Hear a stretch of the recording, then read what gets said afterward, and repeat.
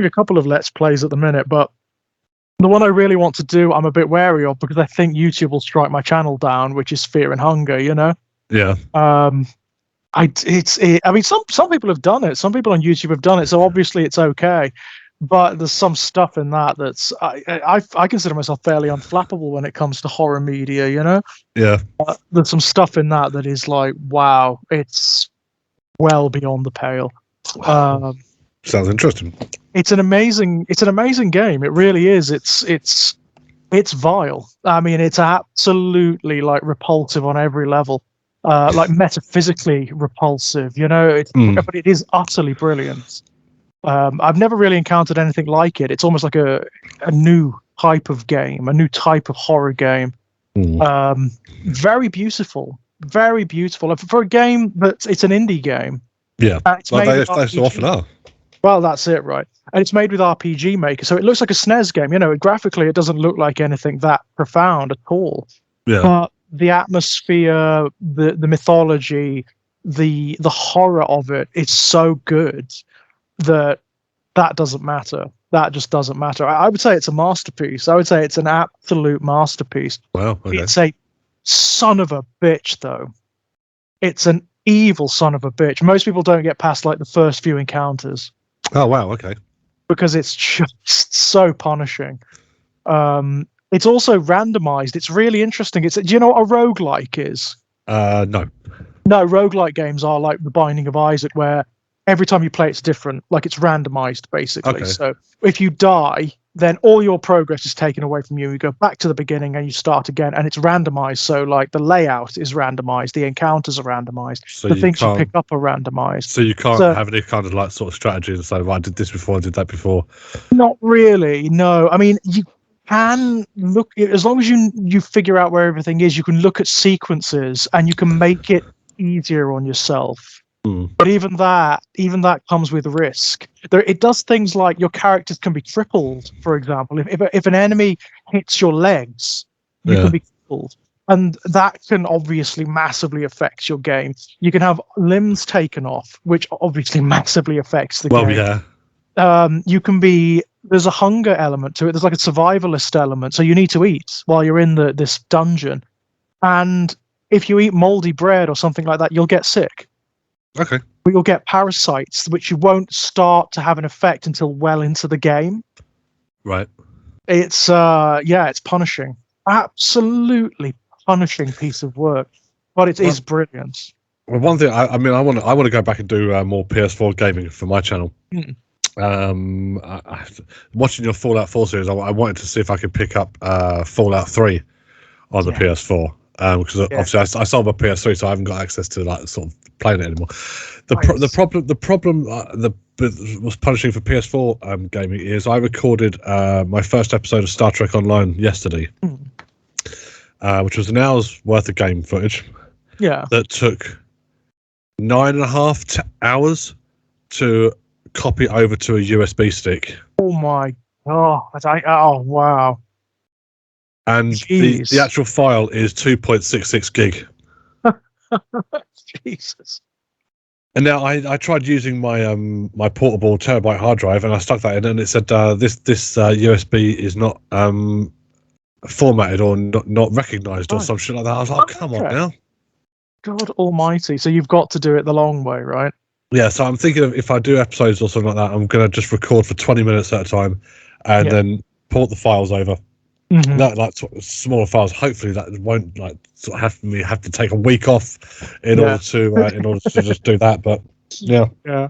I mean, I would love to do more PC games, to be honest, like old PC games. I really would, but it's a real bind. It takes forever to record and to edit and to balance and whatnot. I mean, I've done like I did half of Clive Barker's Undying, which is a PC game, and that was fun. But it just takes. You know, you've got to set up the capture card, which is a pain in the arse. You've got to sort that out, which is... I want to finish that, definitely. I want to finish Undying. And I'd like to do System Shock 2, because that's ace. That's such a good horror game. That's getting a remake, isn't it? It is, yeah. I mean, like, it's been on the cards for a long time. Long time. If they do it right, it will be amazing. It will be, like, just one of the best horror games ever, because System Shock 2 is terrifying. It's one of the scariest games I've ever played.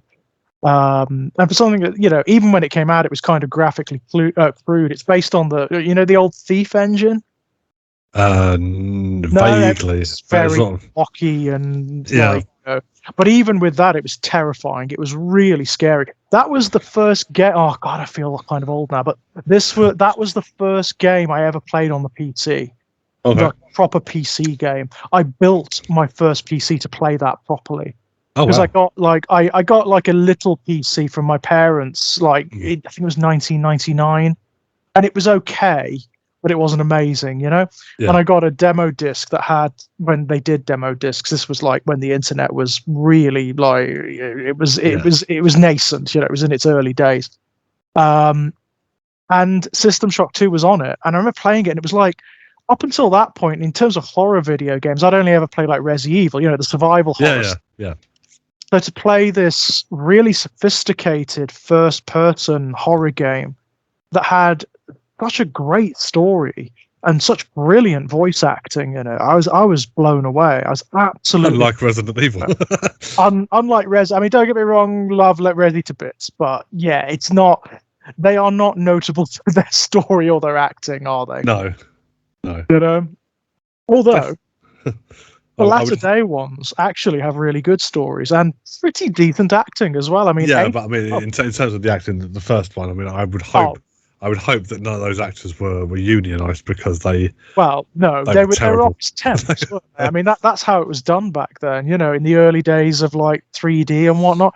Hardly anybody got proper voice actors in. The only game series that ever had proper voice actors back then, there was Command and Conquer, that had proper actors in it, and the Soul Reaver series. Soul Reaver had amazing actors because it got cartoon voice actors and proper voice directors as well. So the voice acting in that is fantastic. Apart from that, no, almost everything was shite. almost everything was shit. Yeah. Mm-hmm. Speaking of things that are continuously being shit. Moving on to the subject of today's video, which is the continuation of one woman's trip through just like not being able to get any time off at all. I mean, in this film, it's one woman's trip through hell, isn't it? Essentially, this is Alien meets Dante. Yeah, or Alien meets Milton. Such a weird concept. And this was the film where I was, in case anyone was wondering, this is Alien 3 we're talking about. Alien 3, yeah. Which, by the way, everyone shats on from a great height. Yeah, which is not justified. No, it isn't. It absolutely isn't. This is I will go to bat for this film every single time. I think it's a miracle it exists. It's an absolute miracle that it exists when you know about all the fuckery that was going on behind the scenes. And not only that, I think it's a genuinely good film. I think it's one of the stronger of the Alien films, if I'm perfectly honest. I had that opinion of it before I bought the Alien quadrilogy box set, and I saw the other cut of the film. Oh, the director's cut, yeah? Yeah. Now, prior to that, I'd only seen, obviously, the theatrical release. Mm-hmm. And then I watched the director's cut, and my opinion of the film only elevated from there. Yeah. Yeah, it's weird, isn't it? Because I know we spoke about the director's cuts of both Alien and Alien 2, Aliens. Yeah. And the first one, I think the theatrical cut is better. I do think of Alien, the theatrical cut is better. Aliens, the director's cut. And with this one, again, the director's cut of this is really interesting because it actually fundamentally changes the film. It does, really does. I mean, in terms of the character motivation for Paul McGann's character Golic. Yeah. So much is left on the cutting room floor in the theatrical release, which doesn't really make the scenes that he is in make any sense. Really. No sense at all. You get so much more of the characters in the director's cut. So much more of like the culture of this penal colony on Florina 161, and it just makes it so much more interesting. It's such a much more interesting film. It's a lot bleaker as well. I mean, not that the previous two installments were particularly rosy and or anything like this that. One, this one takes the bleak to the nth degree. Yeah, and that's deliberate, isn't it? I mean, that's not like a flaw of the film. It is No. taking you to this extreme of despair, to the point whereby it's even impacting on the previous films. So everything that was won, everything that was saved at the end of Aliens, is just without ceremony done away with at the beginning of this film. Everything Ripley fought for, right, is gone. I don't necessarily agree with the choices made to kill off Hicks and Newt. I think there might have been more for her to fight for, maybe like a crisis of conscience. Does she fight for Newt and Hicks again, or does she throw it all into ensuring her own demise because she's Counter Queen? There would have been a really interesting balance there Although about what thematically the priority should be. it does work, doesn't it? Because like it takes away, it renders her down. You know, it strives her of everything, and it gives her this. I mean, Ripley's a really different character in this one, which makes a load of sense because you know, she has lost everything, and it's not just losing people; it's losing herself. Right? She's been like tossed through space any number of times in like cryogenic sleep, and everything she's ever known about the universe is gone. It's all been ripped away from her. And the only time she's been awake, she's been fighting these bloody aliens. I think if they'd have kept Hicks or Newt or both alive, and then there could have been a choice between where do I put my priorities into ensuring the survival or ensuring my demise, that could have been an interesting angle. I suppose that, it could have been. I mean, you know, obviously one of the reasons they couldn't bring them back is because the actors said no, you know, it's because they didn't want to be in it. Which, you know, fair enough. Absolutely fair enough. You know, Sigourney didn't want to be in it. She didn't initially, the notion of an Alien 3, she was like, nope, not interested. And then she saw what was being done with it. You know, now the what could have beens there. I mean, exactly. there are things that are ported over from the initial concepts and sort of things like that. Yes. The desolation and the religious angle. Well, the metaphysical. For sure. I just love that the idea, because one thing that's been profoundly absent in the Aliens universe up until this point is any kind of metaphysics. It's a really sort of like materialist Darwinian universe, isn't it, this one? Yeah. And then suddenly you have this film that brings in a spiritual aspect that casts the alien in a very strange role. Well, this is when we eventually get around to talking about it. I mean, that's something I think that they tried replicating with Prometheus, but took it from a completely the wrong angle. And it just doesn't work. No. I mean, like, because the religious aspect, the spiritual aspect of Prometheus, like all of the ideas in Prometheus, there's no exploration of it. No. In story, there's no exploration of it. So, like, you know, Elizabeth Shaw, she starts believing one thing and she ends believing the same. There's no arc. There's no development of her faith. There's no questioning of it or anything like that. Here, you've got Ripley going through this really dark, severe, like annealing journey where everything she experiences ripped more away from her. So she's left with nothing. She is left as this, like, it's this splayed entity, you know, bared to the soul. And that's what's so beautiful about the film for me. That's what's so beautiful. It's spiritual without being, I mean, I know there's religious language in it, but for Ripley, the religious language is symbolic. It's not like an actual Saul on the road to Damascus thing, you know, where she has a revelation and then suddenly she's singing Kumbaya with the rest of them. That's not the thing. Her spiritual journey is into a kind of strange desolation where she has nothing left, where there is nothing to fight for. And that gives her, throughout the film, certainly towards the latter chapters, this incredible strength where she's capable of anything because she has nothing. Yeah. Themes carried over from the concepts. I mean, the wooden planet with the monks would have been fucking insane, wouldn't it? Oh yeah, the original concept. When you look at like the documentaries on the Alien quadrilogy box set, and the film we ended up with is very far removed from the original concept. There's themes carried over, But the ideas, the aesthetics, all of that, the notion of the wooden planet, this planet of Luddites, right, of Luddite monks that are basically averse to technology, despite the fact that the core of their world is like a giant sort of like gravitron device that's holding the planet together. It's a brilliant concept, and like there are little scraps of the artwork knocking about, and if you look at what it's going to look like, it's almost the in terms of color palette and atmosphere, it's the opposite of what we ended up with. The total opposite. This Alien film was going to be bright and airy, and you were going to get like cornfields and blue skies and color. It was going to be a very, very, very different species of film. Personally, I would love to see those concepts picked up and something done with them, because I think they're brilliant. I think they're so interesting. I think they're so out there.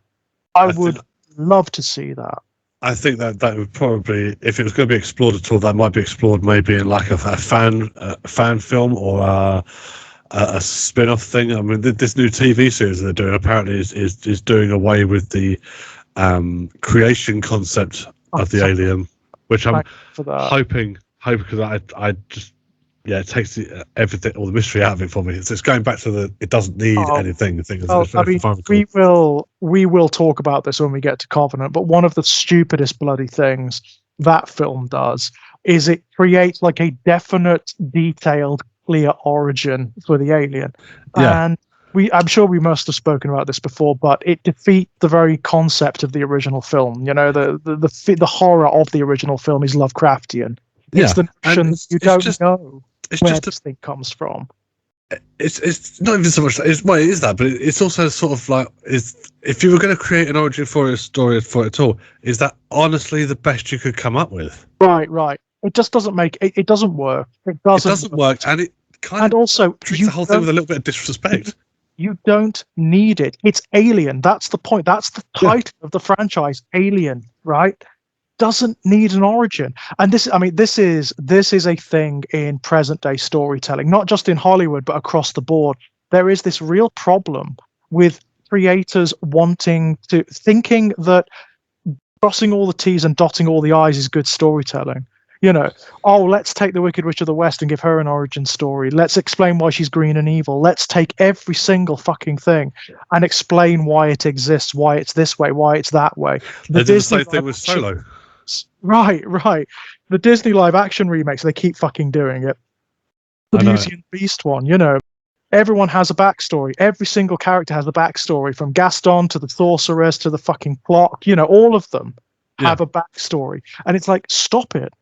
Stop it. You move forward as opposed to backwards. Right. You don't seem to understand that actually what you're doing is navel gazing. There's no actual story to be told here. There's nothing thematic. You don't need to know, especially with regards to like mythic, folkloric, or fairy tale stories, which this is, by the way. Alien 3 is effectively Dantean. It's effectively like a religious descent, right? And a sort of transcendence at the end of that. She's spiraling down. Ripley is spiraling down into the very depths of her own soul. Yeah. And she's meeting the alien there. She's meeting like the very icon of her horror, of the thing that destroyed her life, that changed everything for her, that has dominated every waking moment of her existence for the past God knows how many centuries at this point. And she is finding something there. She's finding herself there, face to face with it, right? And it's really beautiful. You get like symbolism of that all the way through the film. The fact that, obviously, spoilers by the way, guys, there's an alien inside of her, right? Yeah. Which is her ultimate fear. We know that from Aliens. We know that from, that is the worst thing for Ripley. So not only does she suffer the loss of everything she's fought for thus far, she hasn't even got her own freedom. I mean, she is fucked 3 ways from Sunday, Yeah. Even if they legitimately send someone to find her, it's going to be the company, isn't it? It's going to be whatever Weyland-Yutani is at this point, and they're gonna imprison her. They're going to interrogate her, probably dissect her, and get everything they can from her before they just discard what's left. So whatever happens now is done. And also, the world on which she lands demonstrates that it doesn't fucking matter anyway. This is in Alien and Aliens, you get like the neoliberal dystopia at its height. Here, you get the feeling that it's ending. It's over, right? Yeah. Even company is fucked over at this point. Their endless pursuit of this thing, of the alien, has just destroyed everything. There's nothing left. Like this penal colony, it's totally dystopian. The fact that at this point in humanity's civilizations, there are penal colonies, all the old crimes, all the old sins keep coming back again and again and again. Humanity hasn't changed enough. David's kind of right. This is the thing about David in Prometheus. He's the only good character in Prometheus. He's the only one that's got like an actual ideology that makes sense. Yeah, it's just a shame that the rest of the film doesn't, really. Otherwise, it could have been beautiful, really. Yeah, right. The fucking villain is the one. The villain is the guy who has the best ideas. Yeah, and if you talk the whole corporate mismanagement sort of thing, which is something that Weyland-Yutani is consistently guilty of as a running theme. Interestingly enough, art imitating life. This was the first film. I mean, I found out sort of years later after the fact, like when I was about 18, 19. But this is the first film I watched where I learned about studio interference. Oh yes, I think it might have been for me as well. I think this might have been the first time I understood that and what that meant, and that film could be undermined by the people behind it. By the people who have never made a film in their life. Yeah. Yeah. The suits in the office, and it was the first time that I'd heard of like the concept of it or what it could involve, and then listening years later to like sort of, I mean, the fact that David Fincher even decided to carry on directing after it was, props to the guy, because he was ready to quit, wasn't he? Like he had a nightmare, didn't he? It was his first big break. Obviously, he was really young when he made this, like really young, and it was a nightmare. It was an absolute nightmare. The studio wouldn't leave him alone. They wouldn't allow him to do what he wanted to do. There were literally suits on set saying, "You've got to change this. You've got to change that," while they were fucking filming. Yeah. While they were doing scenes, you can't do it like this. You can't do it like that.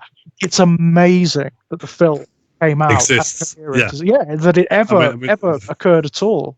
The fact that they got a theatrical cut done at all. And when you look at other IPs and things like that, and you look at studio interference, very often it's the same fucking studio time and time again, which hasn't learned its lesson. No. Butchering projects in the past. Yeah, you're absolutely right. Which is very, very interesting to me.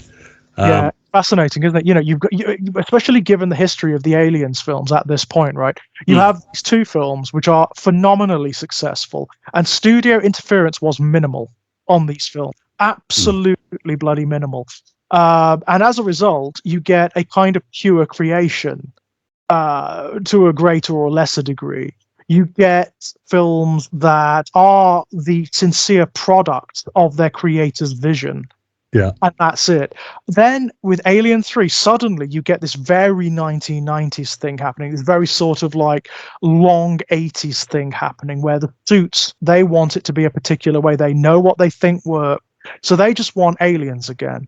They just want the same thing over and over and over again. Whereas Fincher and Weaver was really involved in this. This is the only reason she came back, because she wanted it to be different. She wanted like the journey of Ripley to be different, and it absolutely is in this one.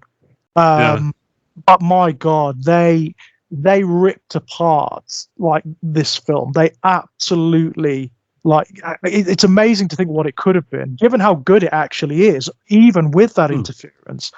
Can't imagine what they would have produced if they'd have just been allowed to fucking make it.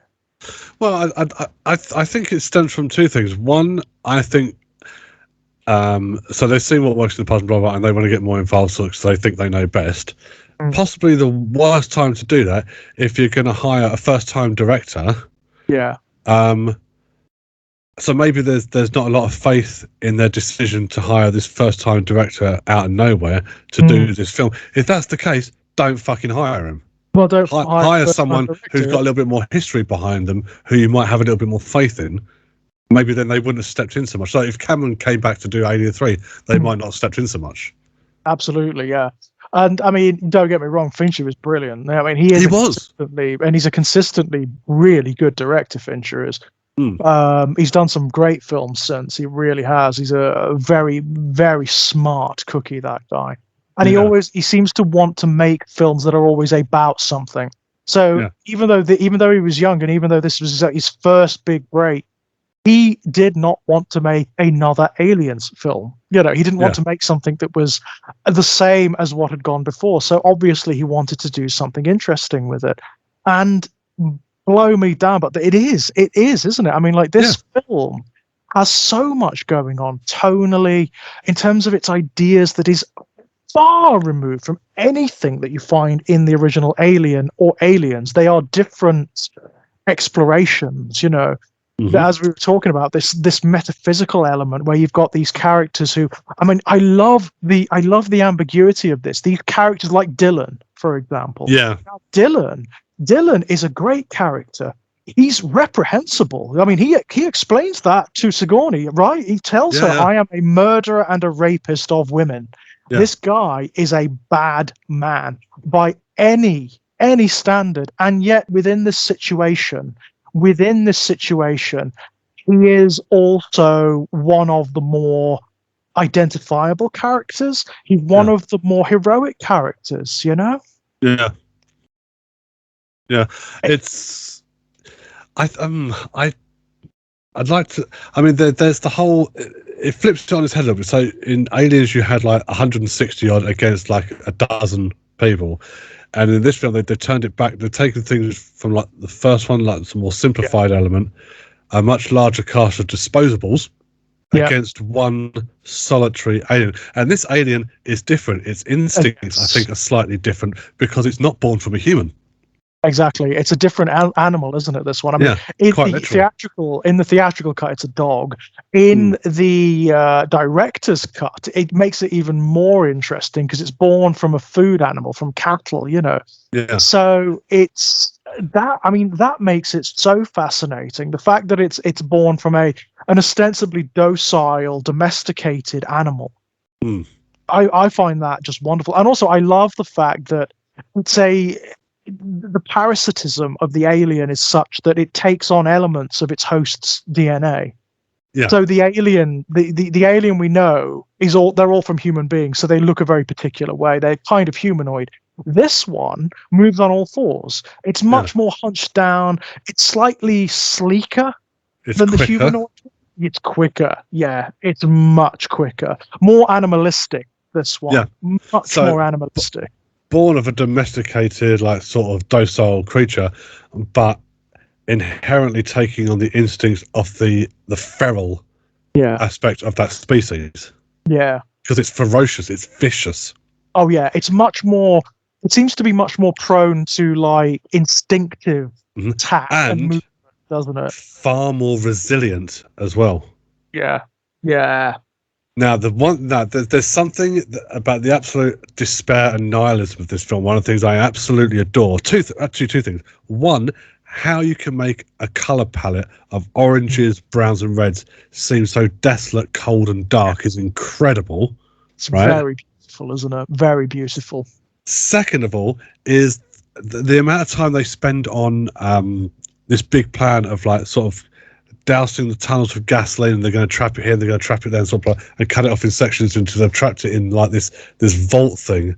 Yeah. And they spend a good 10-15 minutes fucking talking about it, plotting it, doing it all, blah blah blah, and then one slight fuck up, and the whole thing doesn't work. In the theatrical release, it doesn't work. In the director's cut, they do trap it. And then Golic lets it out later. Then Golic lets it out, right? And that is fascinating, isn't it? That is absolutely fascinating. The notion that the assignation of the alien as something metaphysical itself, which for Ripley it absolutely is. For Ripley it absolutely is, because it's the icon of everything she's afraid of. It's almost like it's followed her. Right? It's like she and the alien are now tied. They cannot escape one another because it's part of her now. I mean, literally part of her. But and of course, you get the wonderful symbolism of her embracing it at the very end, when you get that fantastic shot of her falling. There's two different shots of that as well. Yeah, there are. In the theatrical cut, it's the chest burster, and she grabs onto it, and holds it there and falls into the furnace. I think in the director's cut, she's very much got the Christ-like descent, and I don't think it erupts out of her. I think she just falls. I think she just falls, doesn't she? And it's interesting because I think I prefer the ending when she holds it. Yeah, and I do think that's wonderful because she's coming face to face like with her ultimate fear, isn't she? The worst thing on earth.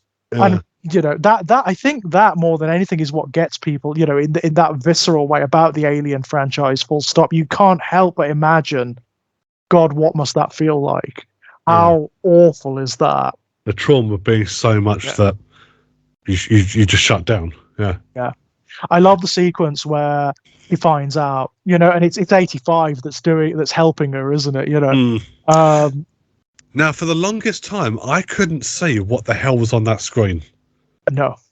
I could, and it was only one day. It goes back to like the sort of the alien thing where suddenly I realised it's not a piece of machinery up in the chains; it's sitting in the chains. For one day I was watching it and sort of I'm expecting to see like this blow, and then one day I just saw it. Yeah. And I looked at it and went, "Yeah, I've got now I can't unsee it. It's right there. It's right in front of you. It's brilliant cinematography. I love it when horror films do that. I love it when they do that. When you can see, it's in the shot. Whatever it is in the shot, and you just don't realize it. You just don't see it. Yeah, I love that. Now there is an insinuation somewhere in media. I'm not sure if it's in the novelization of the film or if it's in the comics or something like that. That a face hugger that carries the ability for Queen Embryo can maybe produce or attack more than one person. Yeah. And in the director's cut, that's given more weight because the face hugger that they find, looks different. It's more. It's webbed. It's darker. It's black. It's got like sort of webbing between things. And I think the insinuation is that's supposed to have been the face hugger that attacks Ripley on the Sulaco. So it's a queen, effectively. The thing that's inside of her is a queen face hugger.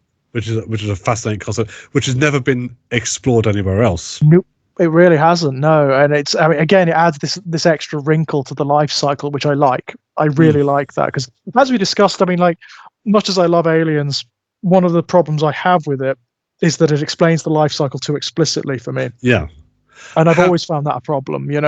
However, on Alien 3, you see at the beginning you see one egg, and then you see the cryotube crack. Mm-hmm. And so I guess at the beginning of the film you think maybe to yourself, or maybe the facehugger didn't get in there because it's still alive when the dog's barking at the escape vehicle. Mm-hmm.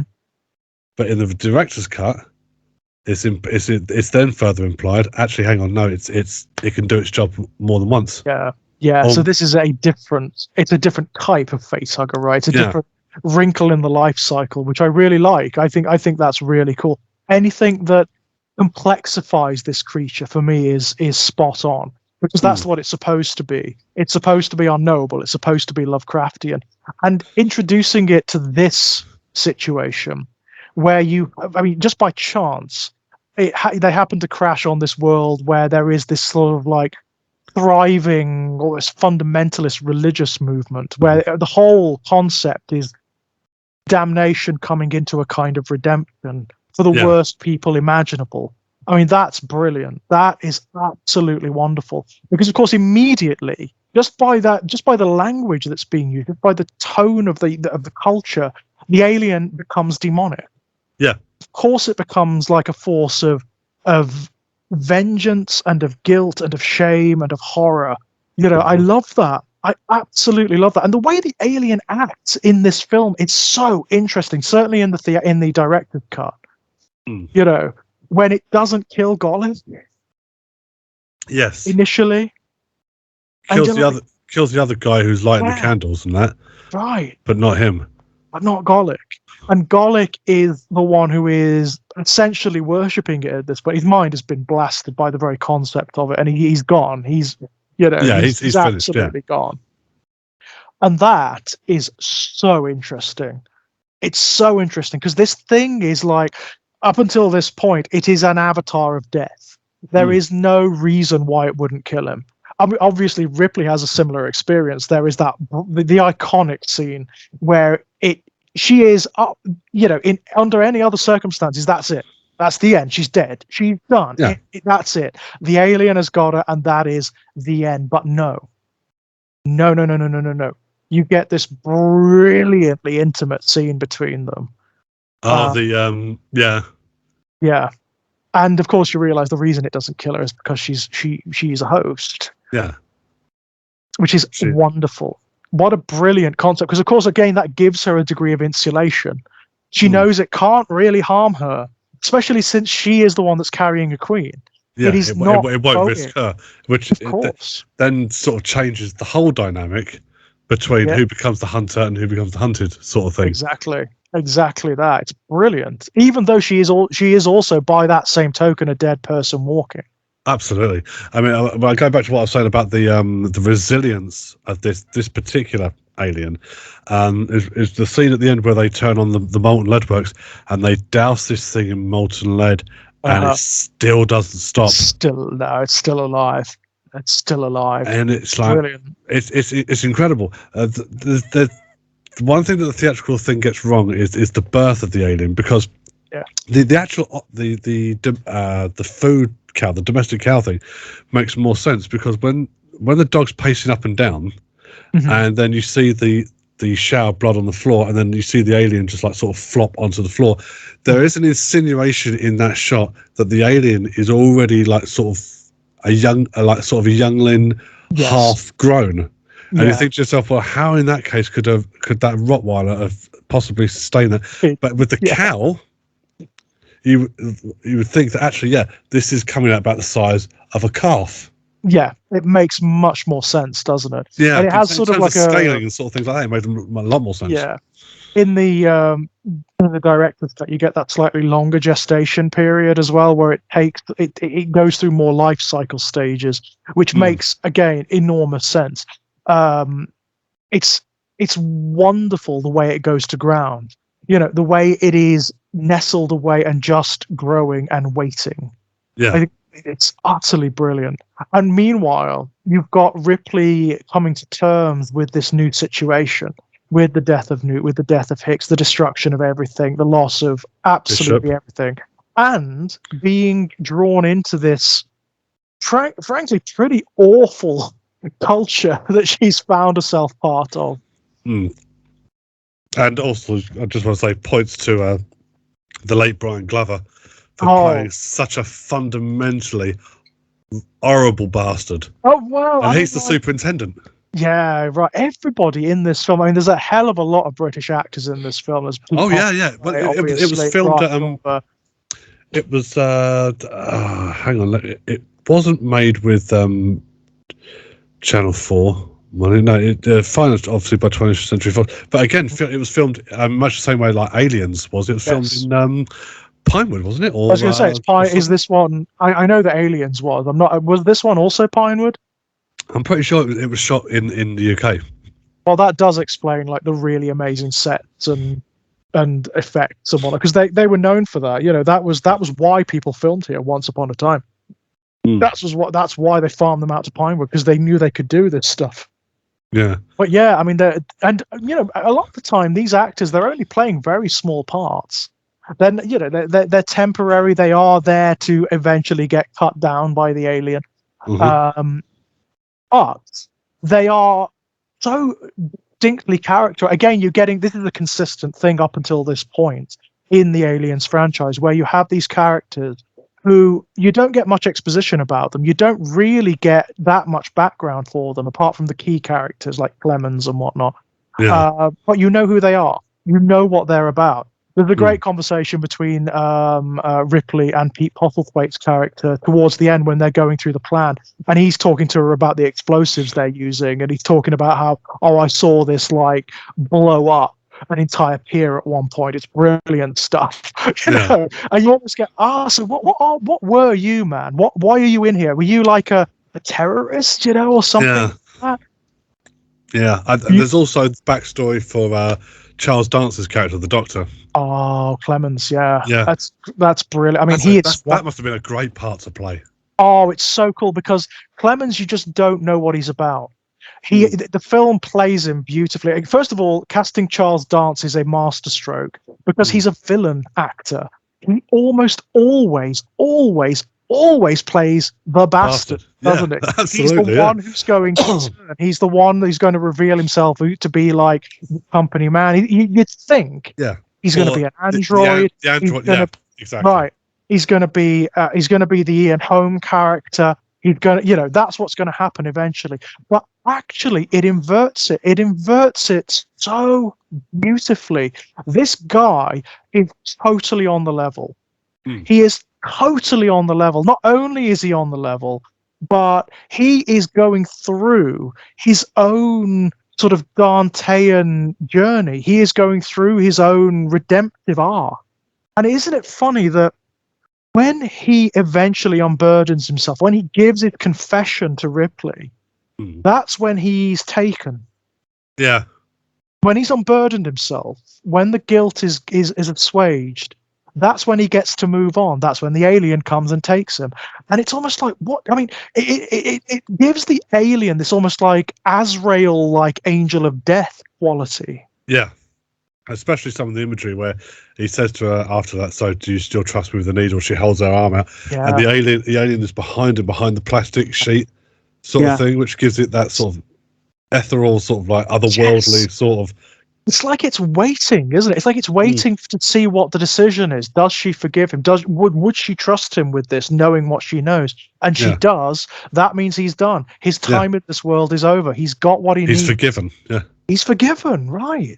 I mean, that's pretty amazing. And also, I mean, it's very brutal as well to do that to Ripley, because he is one of the only characters that she's had any connection with, that she's had any kind of like friendship with. Yeah, and of it course pulls his head right off, doesn't it? Just like grabs him, pulls his head off, rips him apart. Yeah, there's not much left after.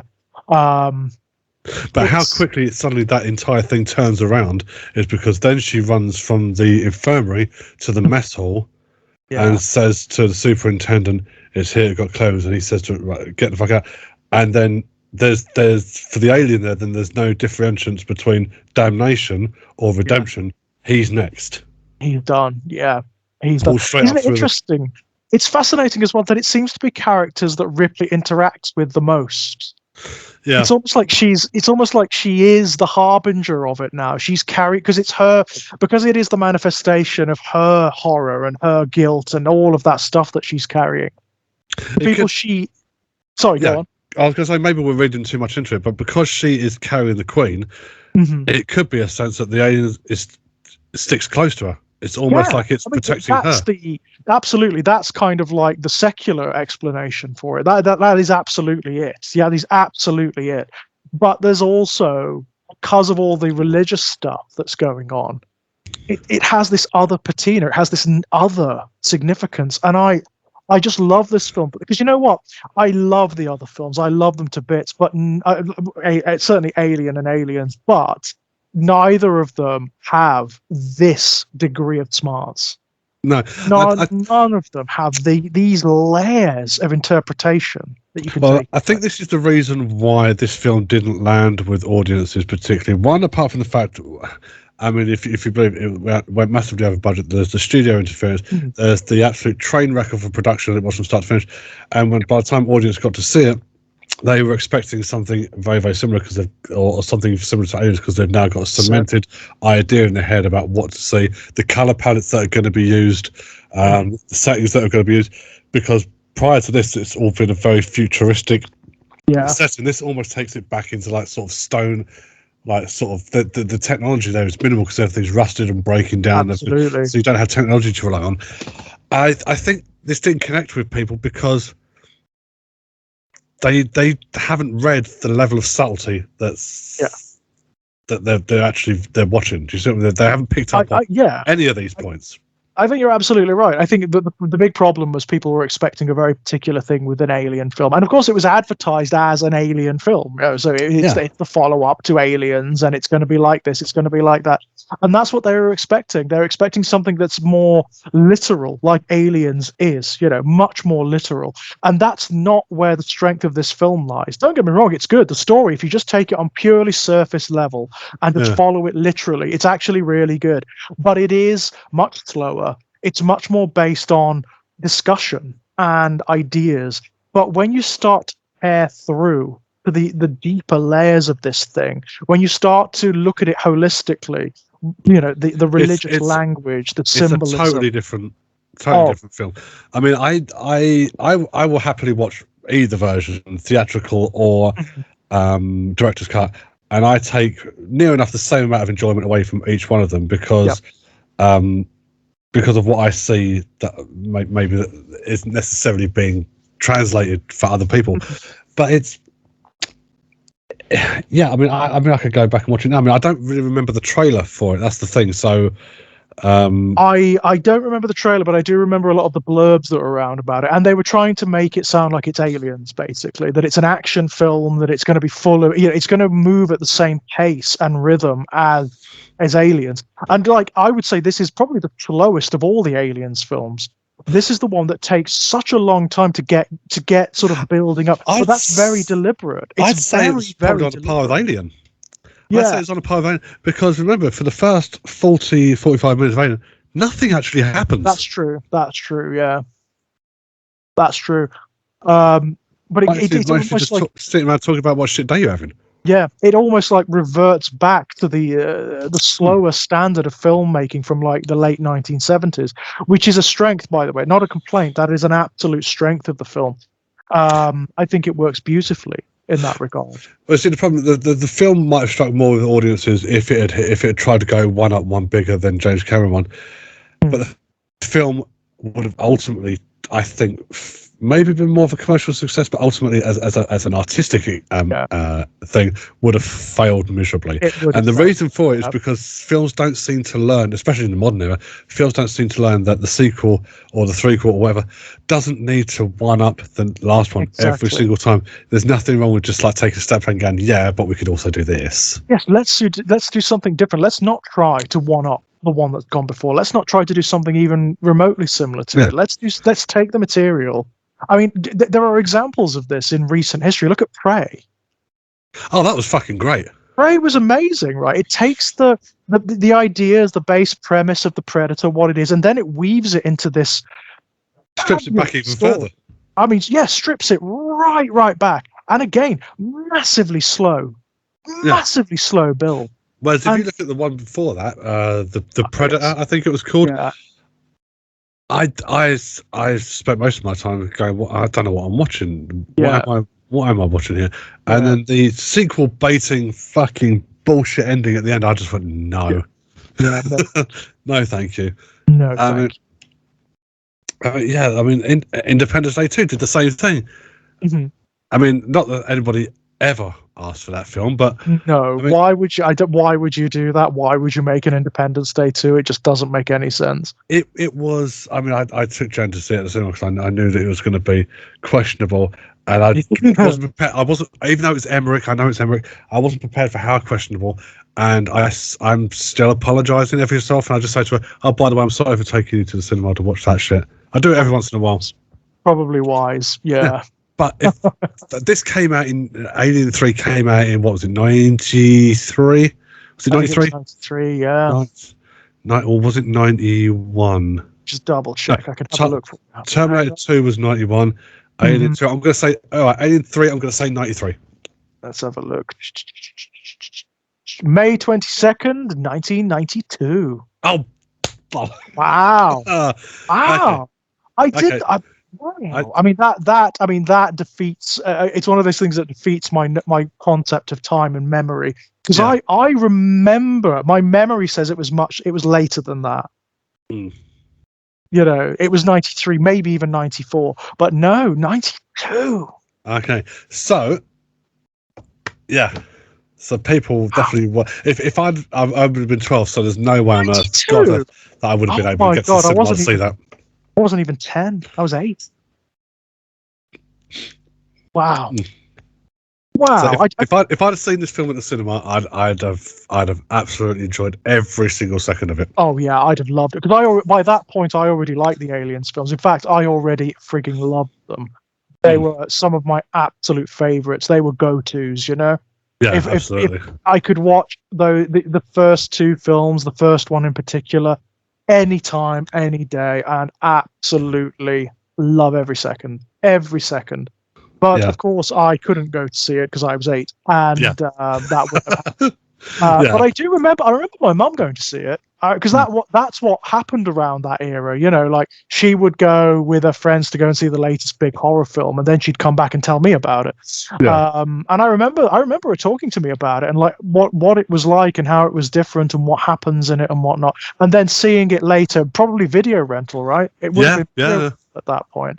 God Almighty, yeah.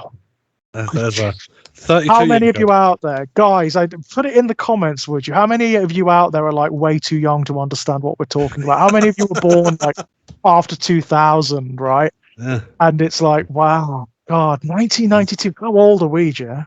I'm 44 now. We're getting there, aren't we? Yeah. So this film is 32-year-old, something like that. Yeah. God. And I believe that. Oh yeah. I cannot quite believe that. That is painfully true. Yeah. But it's for me. I think more so than the 80s. For me, the 90s cinema is possibly one of the best decades that cinema ever had. Ignoring fucking studio interference from, let's face it, 20th Century Fox, who I think were probably the ones who were guilty of it the most. But then again, I've got an aversion to 20th Century Fox, to be honest. Anything Fox, quite frankly. Yeah, anything Fox. I mean, the amount of films that I used to, once I was able to like sort of go to like sort of cinema, especially like sort of 94 to 1998 or something, I was out at the cinema every single Friday night. Yeah. I had a scrapbook for hundreds and hundreds of fucking cinema tickets. And like literally every week there was something new I could watch. Oh my God, yeah. When I could go and when like me and my mates could go on our own, that was it. We went to see everything. We went to see absolutely everything. I remember the first horror film I went to see. The first horror film I was able to go and see was The Blair Witch Project. Okay. And it was amazing. Fucking loved it. Fucking loved it. I still love it. I still love it to bits.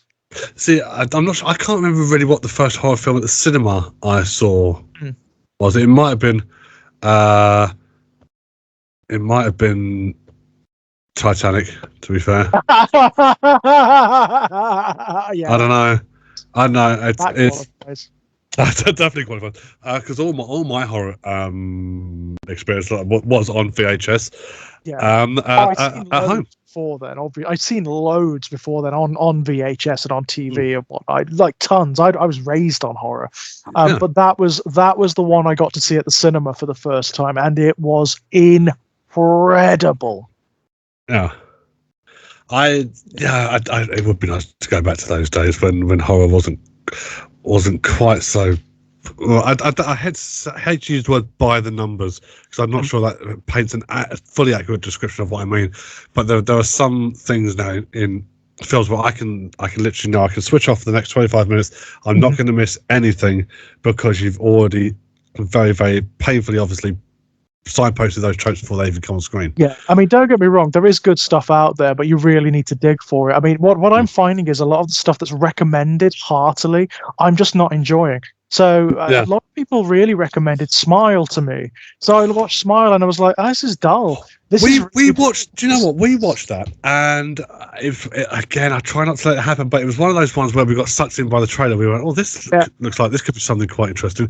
And we watched it. We went, oh, all right. All right. Well, fair enough. You know, I think I was defeated by my own expectations. I love the concept, the notion that there is like an infectious smile. Almost like a social contagion, and that's what I thought it was going to be. I thought that Smile was going to have some relevance to like how we're expected to perform in society. You know what I mean? Everyone's a lot of people drew comparisons to It Follows, but it just wasn't that, was it? It was ultimately what it. Do you know what it was? Ultimately, it was it's the Ring. It's the Ring. It's Incantation. It's Ju-on. It's The Grudge. It's Japanese sort of Korean horror about a curse that's handed on by this or by some media. And ultimately, it's a friggin' demon. And you know, when you find out it's a friggin' demon, I'm like, oh, really? Yeah, but really? then again, they've put it such in place in the writing in terms of the script where they've backed themselves into another creative concept. It can't be anything else other than a demon at that point, because there's nothing else that they could reasonably explain away because of the way it's written. I mean, it just didn't work for me. I found it really boring and by the numbers, I'll be honest. There was another one, Malignant. That was recommended. Really. The one with the thing in the back of her head. Yeah, that was for the most part okay. I mean, I particularly enjoyed the contortionist elements to the fighting. I thought that was kind of all right. But again, certain things that were signposted way before. Yeah, and then you think to yourself, all right, well, it was worth checking out anyway, just in case I was wrong, because that is always possible. Absolutely. I mean, don't get me wrong. There's good stuff out there. There is good stuff. It's just very hard to find. There's a lot of really good stuff happening in like series and TV, streaming series and whatnot with horror at the moment. There's some good stuff out there. I mean, we had Fall of the House of Usher. That was great. That was fucking Flanagan. Yes. Absolutely. Masterstroke, right? Absolute masterstroke. Speaking of Flanagan, Jen bought me for my birthday. She got me Before I Wake, which was quite interesting, more mainstream. But the other one he did, Absentia. I haven't seen that one. Is it good? It's not bad. It's really, really not bad. There are certain elements to it which are like, he works best when he's either like, because it's one of his really, really early works, I think. Right. So there's not a lot of money behind it. It kind of feels more like a sort of a student film done for $10,000, but it works. And because you can't get sadly, all of his work on home media. You can't get Hush, for example, which was fucking great. Yeah. But it's like, so basically, I think we own now all of the stuff that you can get on home media. We've got his entire collection. That's great. Yeah, I mean, the next thing, have you seen what he's involved with now? Amazon, isn't it? He's going to be doing The Dark Tower. Well, Stephen King's The Dark Tower, yeah. Okay. I mean, I'm so up for that. I am so up for that. I mean, that is going to be difficult. Anybody who gets that, they're going to find it really, really difficult. But I trust Flanagan. Didn't they do a film adaptation which went nowhere with Idris Elba and that other cunt? Matthew McConaughey is. The sad thing is they're both really good in it. They're both great in it. The film is shite. The film itself is just confused and doesn't know what it wants to do. And the thing about the Dark Tower series is it's so filmic by its very nature. I mean, it's inspired by Sergio Leone films, right? That's the aesthetic of it. So why wouldn't you pay homage to that? If you're going to do a cinematic version of it, why wouldn't you pay homage to that? Why wouldn't you shoot it like one of those films, like a spaghetti western? Yeah, but they don't. I guess I guess they haven't, because a lot of people of a modern generation wouldn't be familiar with the style in which that's talking about.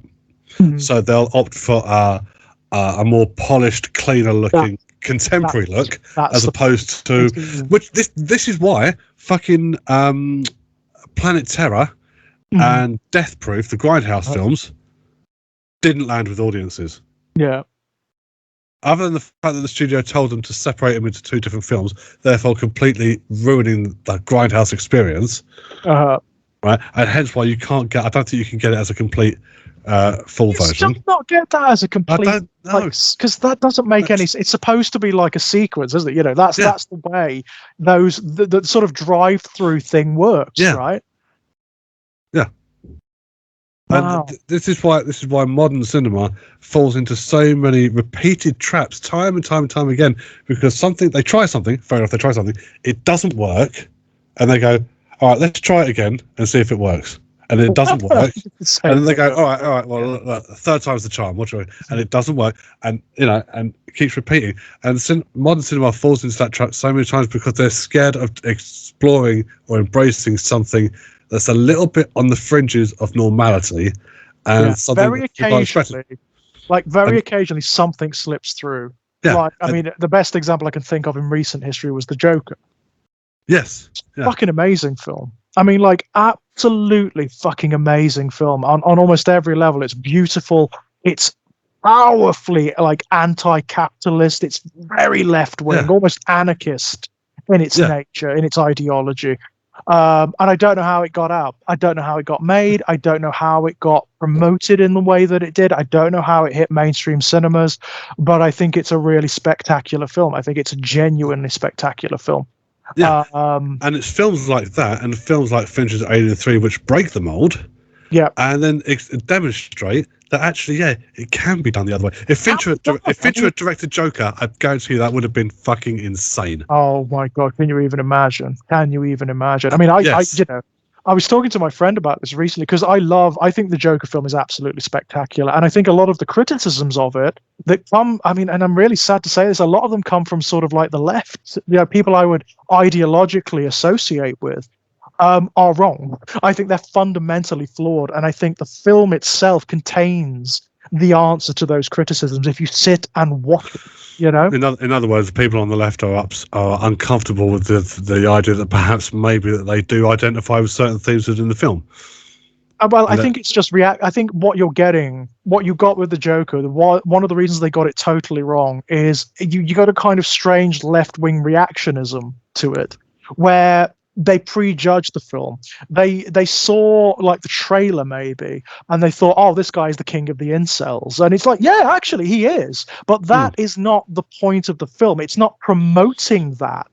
In fact, it's doing the exact opposite of that. It's not making him into a hero. That's not the point of the film. That's not what it's doing.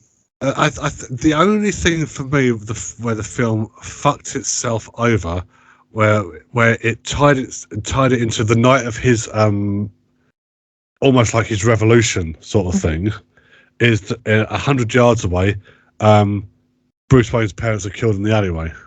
And I thought to myself, you didn't need to fucking shoehorn that in.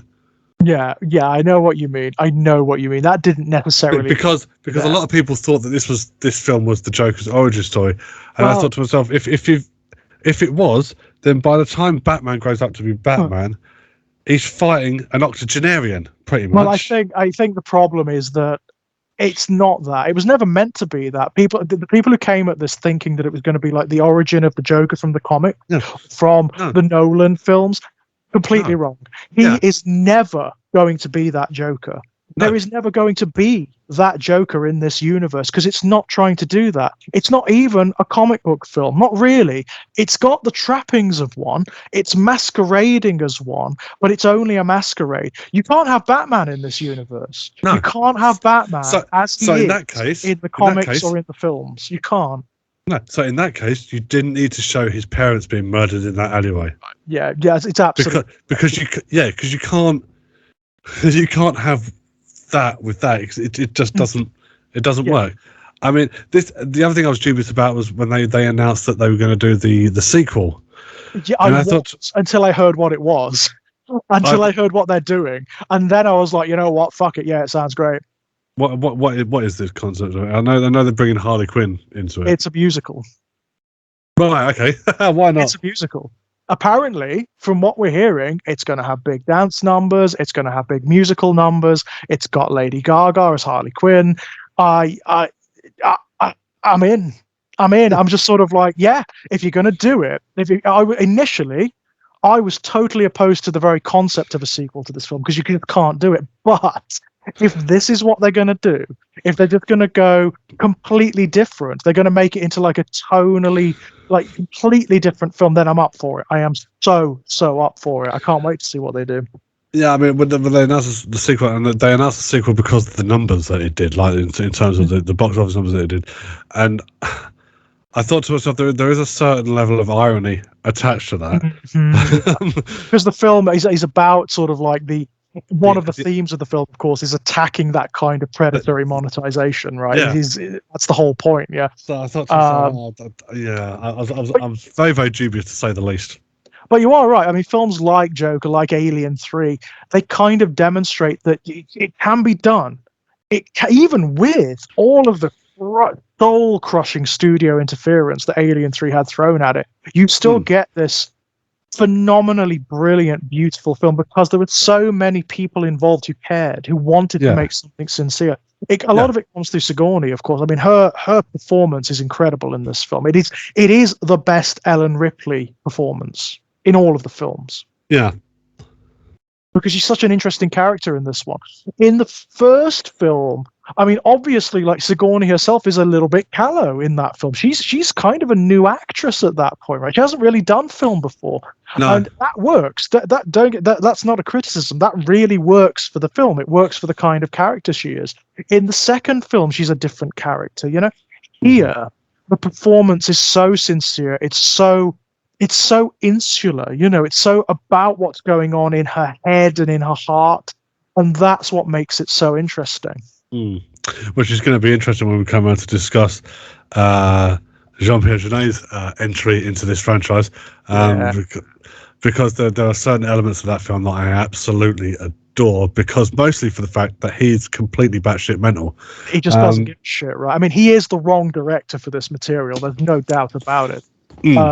There are things I like about Resurrection. There are things I just can't abide. I mean, for one thing, the fact that Ripley's in it, I hate. I absolutely hate. The impressionable. I know it's not Ripley. It's a clone. Fine. The impressionable young man in me at that time. What was I? 18 when that film came out. 17, 18. Very, very happy to see Sigourney Weaver in the particular leather getup that they gave her. Yeah. I thought to myself, that's the next 2 hours of my life sorted out, you know. Yeah, and of course this version of Ripley is very different. Again, it's as I say, it's kind of not Ripley, is it? It's a clone of Ripley with alien DNA and stuff. And I get that. I mean, that's kind of fun. I like Ron Perlman in it because he's always interesting. Whenever he's in anything, Ron Perlman is just like immediately interesting. Brad Dourif's in it, and he's great too. He's doing the Brad Dourif thing. He's like completely over the top and great fun. But the tone of the film is all wrong. It's all wrong. It's a comedy, right? It's funny as fuck. It does start leaning a little bit into not to the degree of the Nightmare on Elm Street becoming a parody of itself. It starts leaning more towards the Child's Play sort of slight parody of itself. But I mean, tune in next time for that particular discussion. Absolutely. So Alien 3, I mean, for me it level pegs Alien. I think it is one of the best films in the entire franchise. I think it's brilliant. And we'll brook no argument, guys. And I just wish that it had garnered a little more praise at the time, if nothing else for the bold direction in which Fincher chose to take it. But 30-something years on, there's only now starting to be rumblings of was the film misinterpreted, or does it deserve another? Fucking categorically, yes, it does. Absolutely. Yeah. Go. And it is happening.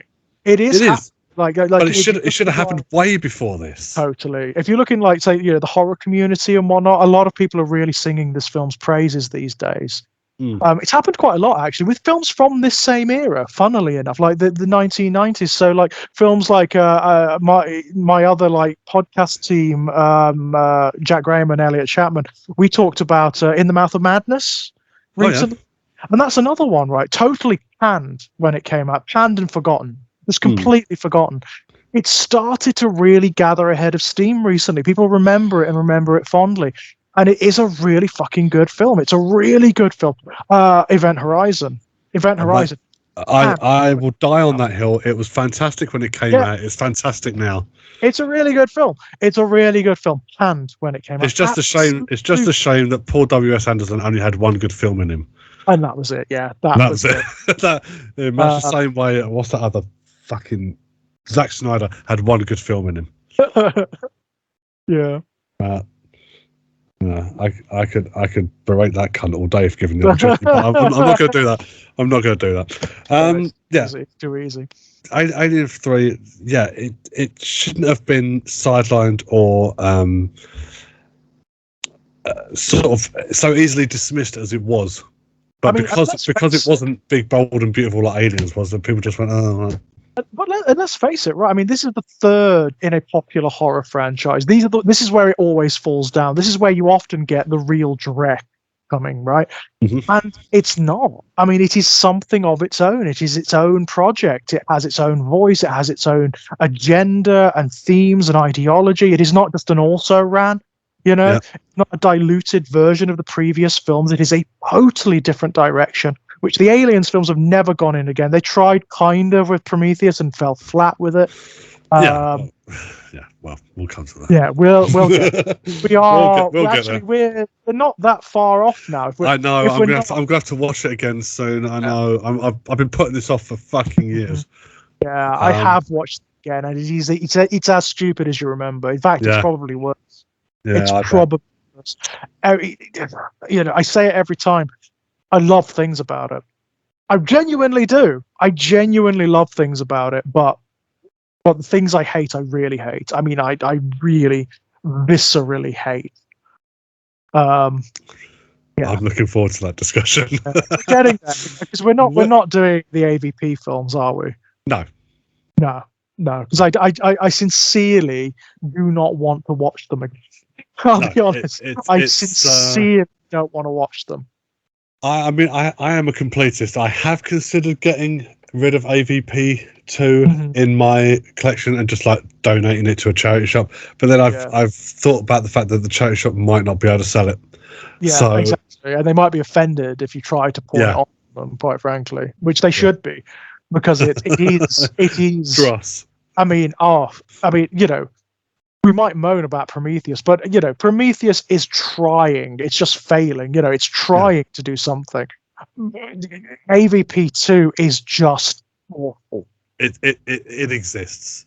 Yeah, it's noise and visuals that exist. That's about it. Exactly that. Guys, one of the only films I've ever walked out of the cinema on.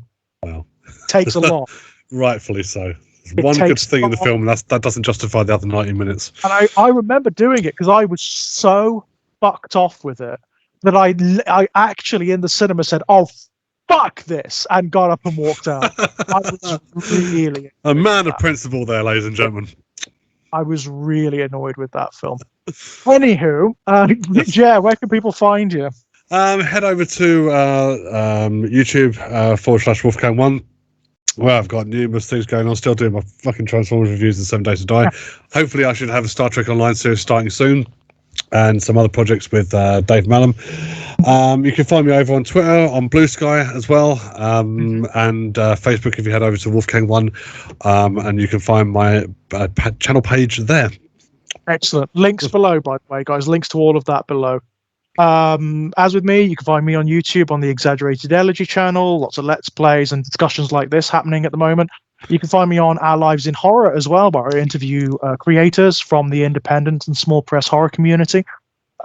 You can, if you head over to Arrow Films, you will find the new Hellraiser Blu-ray and UHD sets, the Quartet Torment. And myself, yes, everyone's buying it. It's great. You'll find myself and Kit Power on the Hellbound Hellraiser 2 DVD on the featurette Hell is What They Wanted, and we're really proud of it. We are really, really proud of that piece of work. In terms of my work, my published work, you can find links to all of my published short story collections over at strangeplaygrounds.com and on my Amazon author page. If you go to Amazon and type in George Daniel Lee, you'll find all of my short story collections and all of the anthologies and things that I've been published in. There's a couple out there at the moment that were published recently. There's the Kevin J. Kennedy Productions science fiction horror and monster horror, which is like kaiju horror stories. Apart from that, I am still on Twitter. I don't know how long that's going to last though, because it's an absolute cesspool. It's going down on it. Yeah. Well done, Elon. Yeah, brilliant. Fucking idiot. Fucking moron. I mean, Jesus Christ. Man who looks like he's wearing a bad Halloween mask of his own face all the fucking time. Yeah. Anywho, and you can find me on Blue Sky, which will probably be one of my principal sort of media outlets before very long, to be honest. Apart from Jer, thanks once again. These are great. I'm so glad we've got around to doing this. Finally, after 10 years of mulling it over, it was worth it. These chats are great. They're really, really great. And thanks to you guys for listening. Next time, it will be Alien Resurrection. Until then, bye-bye. Take care.